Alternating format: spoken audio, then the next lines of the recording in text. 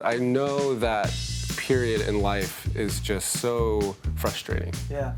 When you leave college, it's such a fear-based environment of like, you better get a job, you better do this, or da-da-da.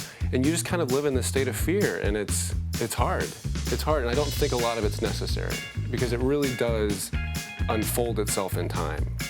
You know, it really does. So when you finished college, did you move right out here to LA?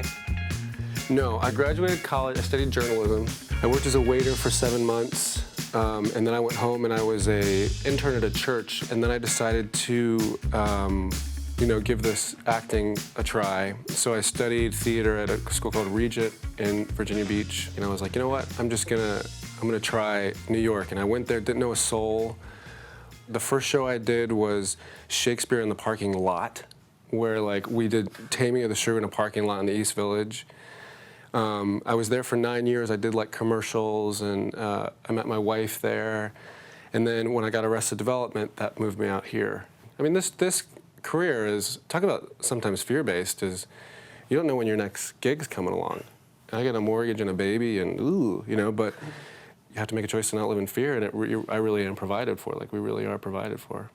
So how do you get out of that fear mentality? Like, what made you decide, I'm going to New York?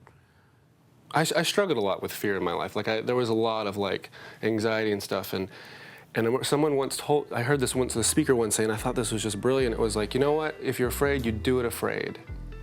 And I think many times people think that before you do something, you have to be like in a place of complete assurance or complete peace, and it's kind of stuff. Sometimes you just have to do it afraid.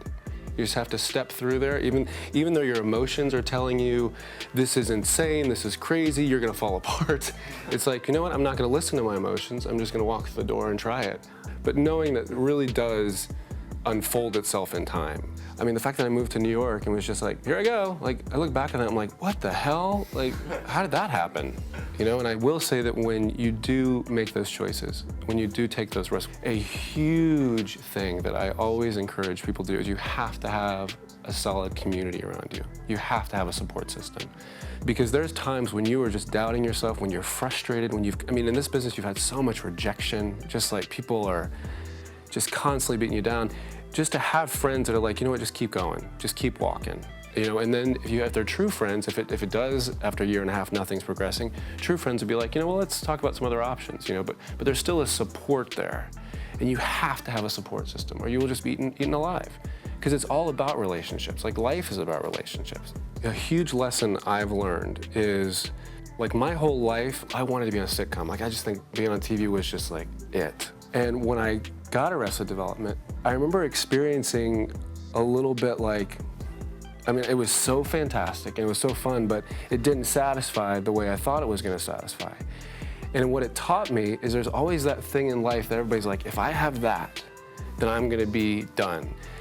And in actuality, I think contentment is a discipline. And where you guys are at now, I think it's really important to practice contentment and practice like enjoying where you're at, because if you don't practice that now, then where you get where you think you want to be, you're still not going to be content. And then That's so good. Because when you get to that point, you're still going to be going, oh, there's this. The more you practice like the simple things of like contentment today, when you get it, you're going to enjoy it.